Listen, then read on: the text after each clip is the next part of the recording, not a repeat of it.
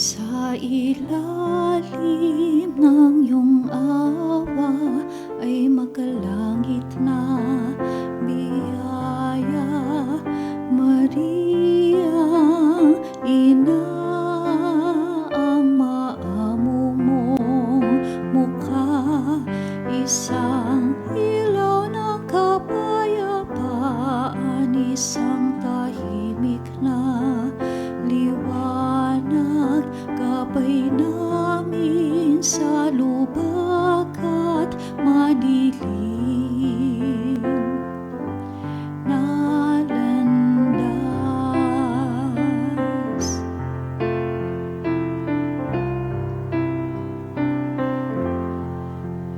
Ang iyong puso'y isang kanlungan, dalisay at totoo.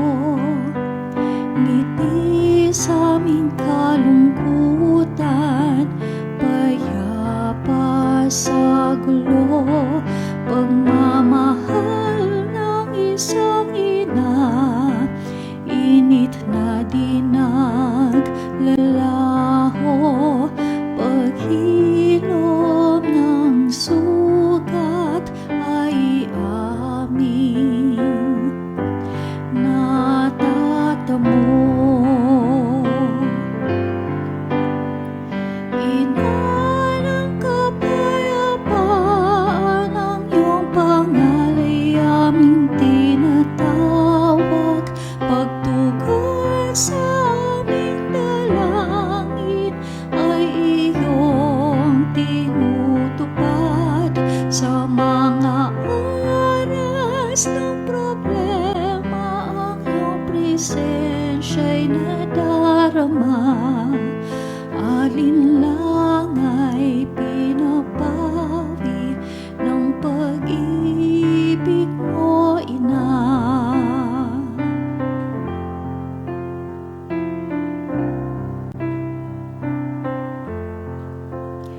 O mahal namin Maria, Ina ng kapayapaan, hangad namin tuwina ang iyong awa at biyaya, para sa kapayapaan at tahimik na sanlibutan.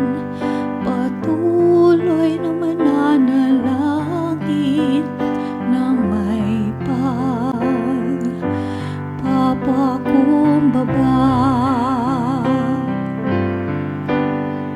Ina ng kapayapaan, ang iyong pangalay aming tinatawag, pagtugon sa aming dalangin ay iyong tinutupad.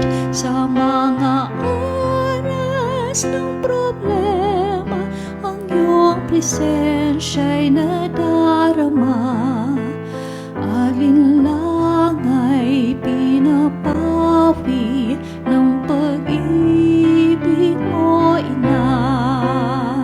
Ina ng kapayapaan, Birhen ng Fatima ng Urduha, sa hilagang Caloocan, ikaw ang reyna at ina.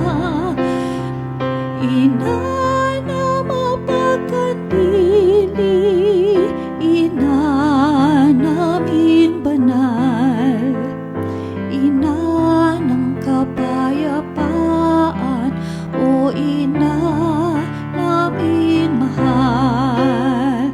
Ina na mapagkandili, Ina naming banal, Ina ng kapayapaan, o Ina naming mahal.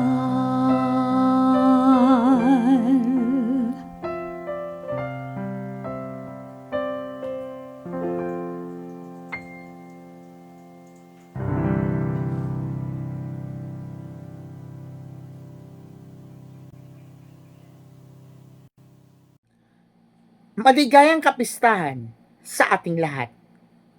Narito na tayo sa rurok ng ating pagdiriwang, ang ika-53 taon ng pagpaparangal sa ating mahal na Birhen ng Fatima dito sa Orduha, na may temang Sanlibong Pasasalamat ng Sambayan ng Nagmamahal sa Mahal na Birhen ng Fatima ng Orduha.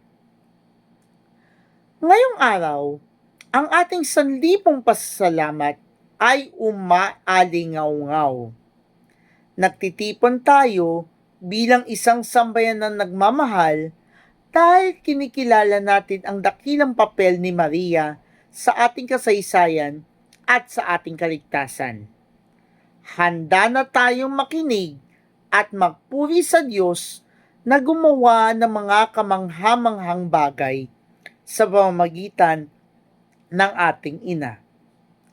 Kaya bilang panimula ng ating pagninilay sa dakilang kapistahang ito, simulan natin ito sa pambungad na panalangin. Sa ngalan ng Ama at ng Anak at ng Espiritu Santo. Amen. O mahal ng Birhen ng Fatima, Ina at Reyna ng Kapayapaan ng Orduha, salamat sa 53 taon ng iyong walang sawang pag-aaruga. Sa dakilang araw na ito, buksan mo ang aming mga puso sa salita ng iyong anak. Nawa, ang aming pasasalamat ay maging simula ng mas matibay na pananampalataya at mas malalim na pagmamahal sa aming kapwa. Amen. Sa ngalan ng Ama at ng Anak at ang Espiritu Santo. Amen.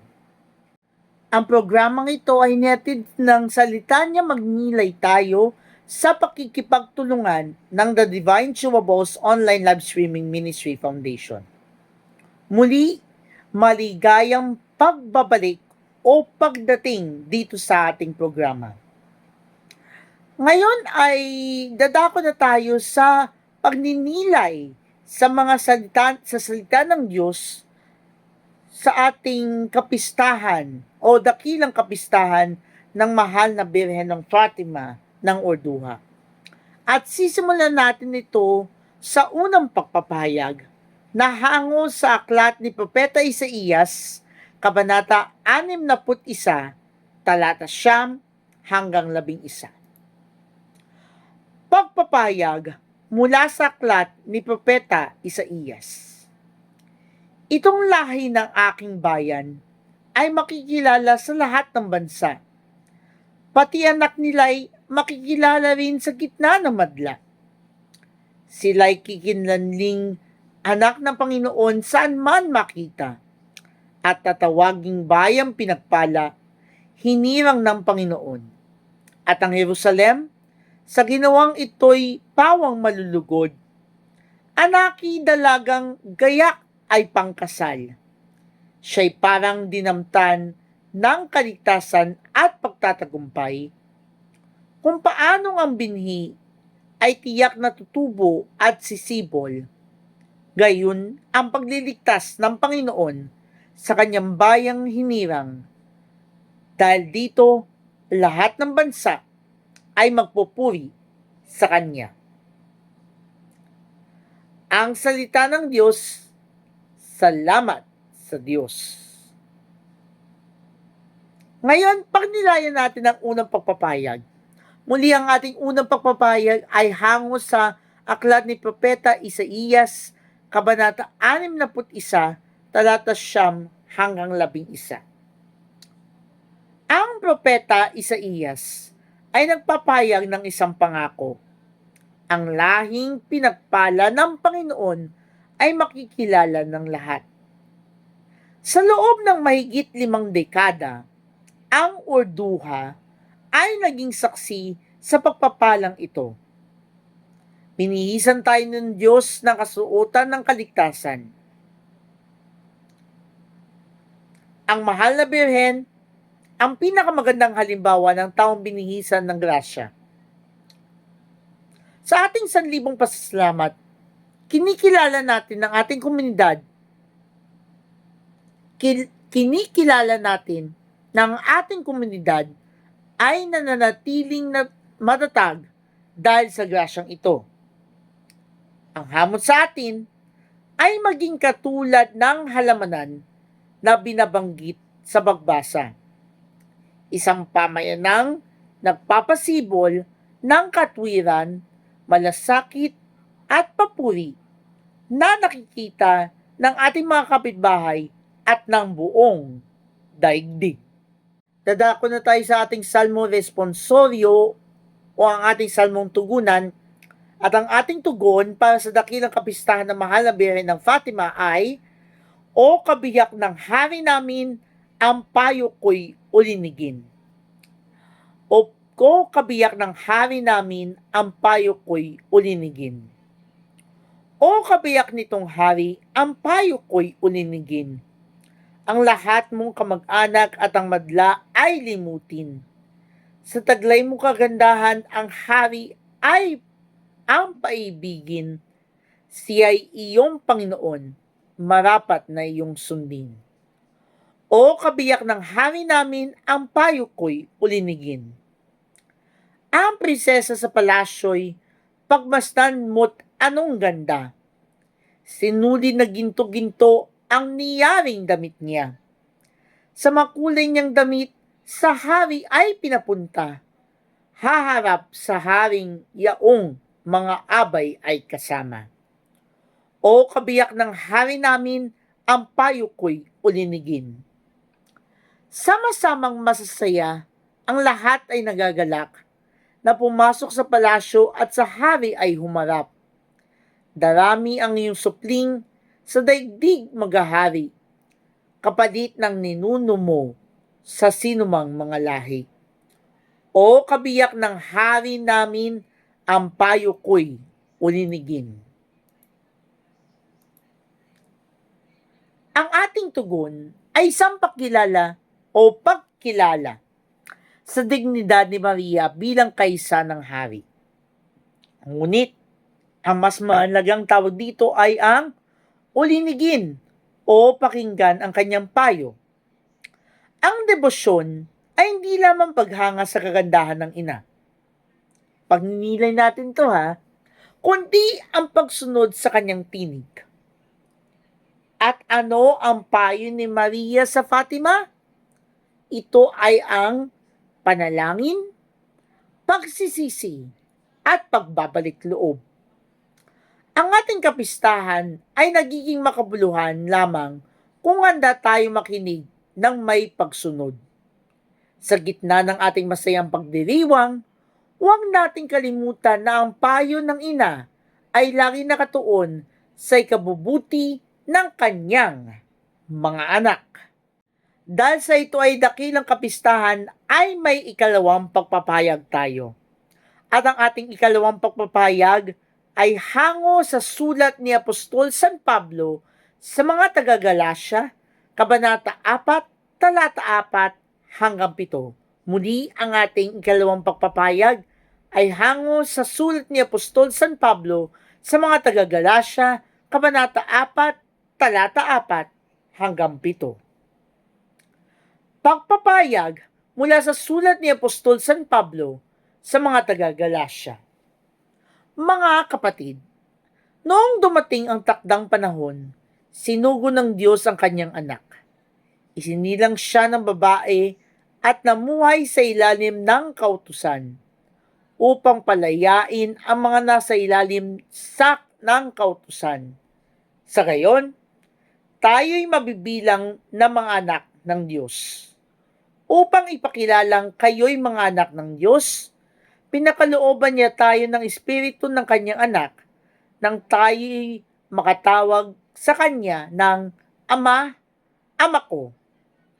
Kaya't hindi ka na alipin, kundi anak, sapagkat anak, ikaw ay tagapagmana ayon sa kalooban ng Diyos.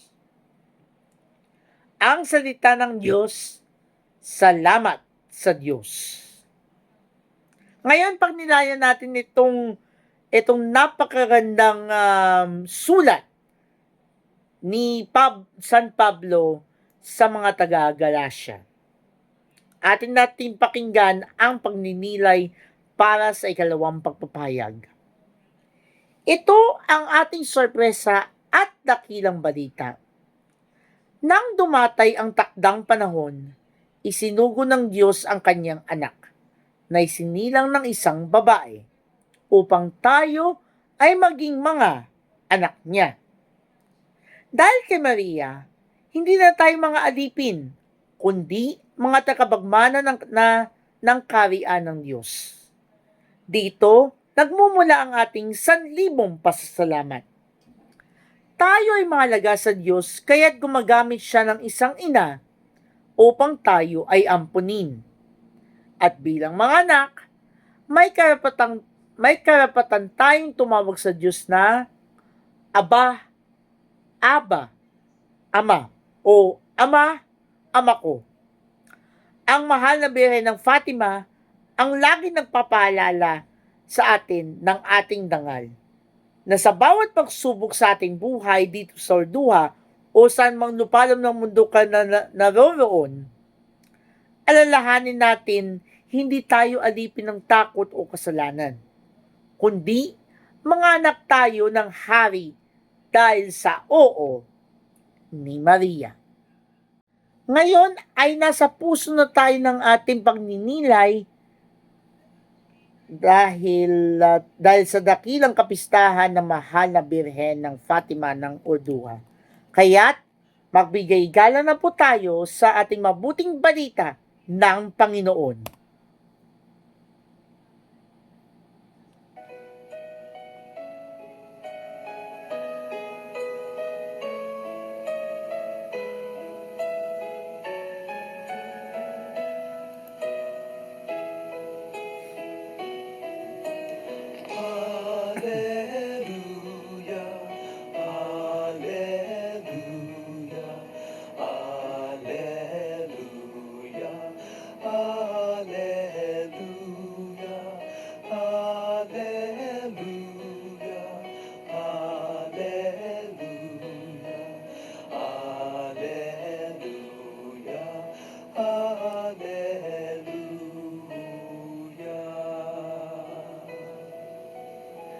Birheng Mariang Mapalad, dapat magpuri ang lahat sa iyo at sa iyong anak.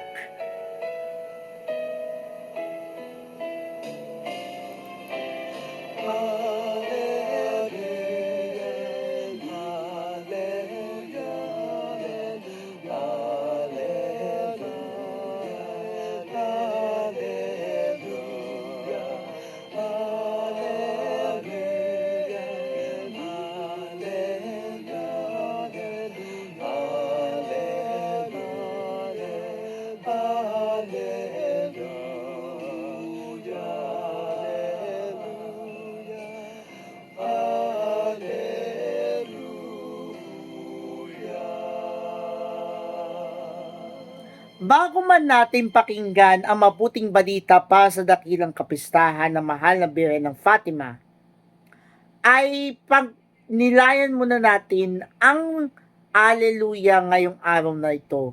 Ulitin natin ang Alleluia. Birheng Mariang Mapalad, dapat magpuri ang lahat sa iyo at sa iyong anak.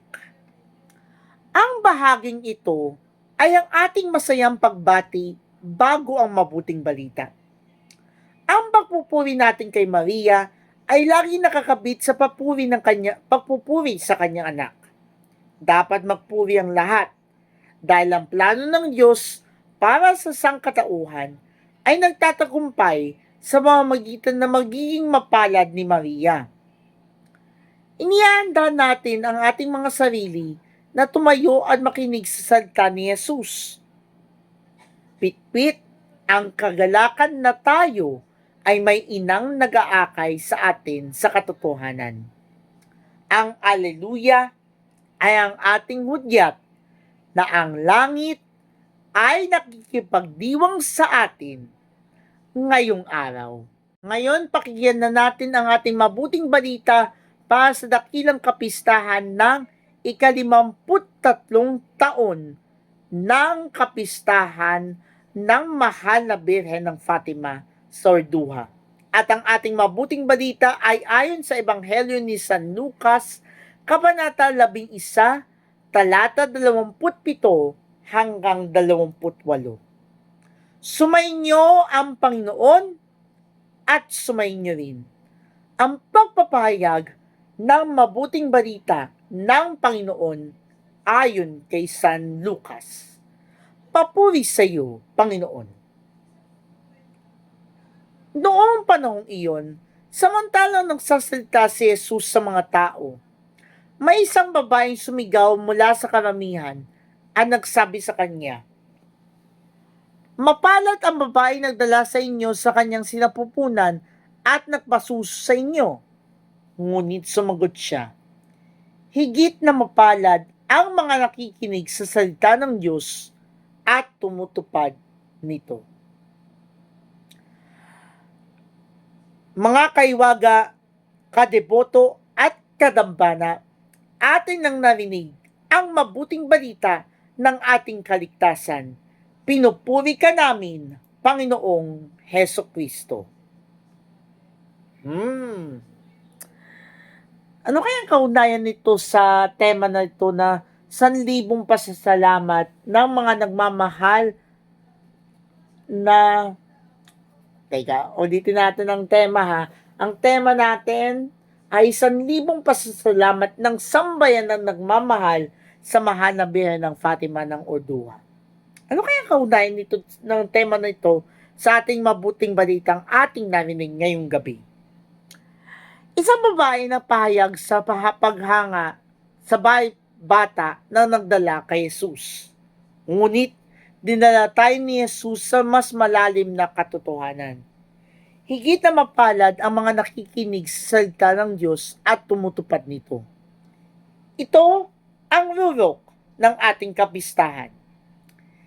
Si Maria ay mapalad hindi lamang dahil sa biological na ugnayan, kundi dahil siya ang pinakatapat na tagapakinig at tagatupad ng salita. Ang ating debosyon sa mahal na Birhen ng Fatima ng Orduha ay mapatunayan sa ating pagsisikap na isabuhay ang Ebanghelyo pagkatapos ng kapistahang ito. Ang 1,000 pasasalamat ay dapat magbunga ng 1,000 gawa ng kabutihan. Mapalad tayo kung ang ating narinig ngayong araw ay hindi lamang mananatili sa ating pandinig, kundi tatalab sa ating mga puso at magbabago sa ating buhay. So, ano ang ating maaring matutunan sa gabing ito? Ang ika-53 taon ng ating kapistahan ay paalala na tayo ay isang pamilyang pinagpala. Mula sa pangako ni Isaías hanggang sa pag-ampon sa atin bilang mga anak sa Galacia, hanggang sa hamon ng pagsunod sa Ebanghelyo ni San Lucas, iisang tema ang bumabalot sa atin. At ito ang pag-ibig ng Diyos sa pamamagitan ni Maria. Ang ating 1,000 pasasalamat ay pagkilala na sa bawat yugto ng ating buhay.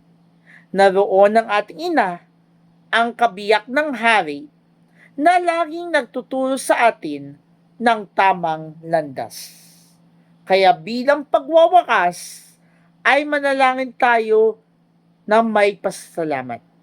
Sa ngalan ng Ama at ng Anak at ng Espiritu Santo. Amen. O mahal na Birhen ng Fatima, salamat sa biyaya ng araw na ito. Baunin namin ang kagalakan ng pagiging mga anak ng Diyos.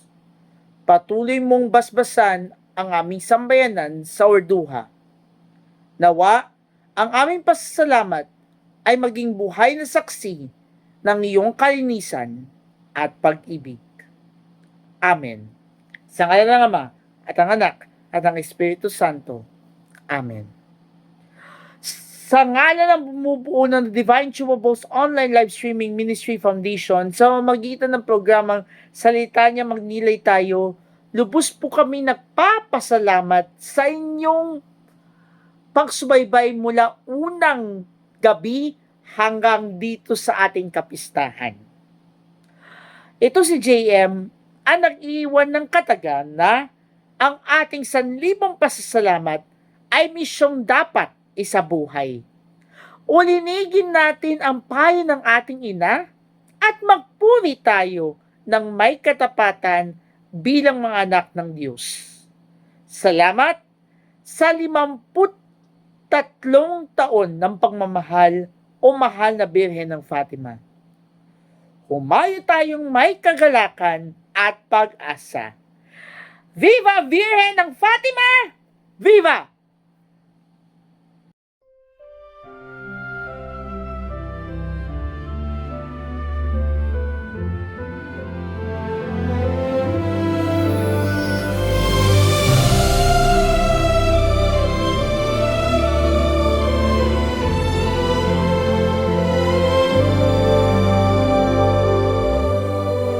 Sa ilalim ng iyong awa ay makalangit na biyaya, Maria, ina, ang maamo mong mukha, isa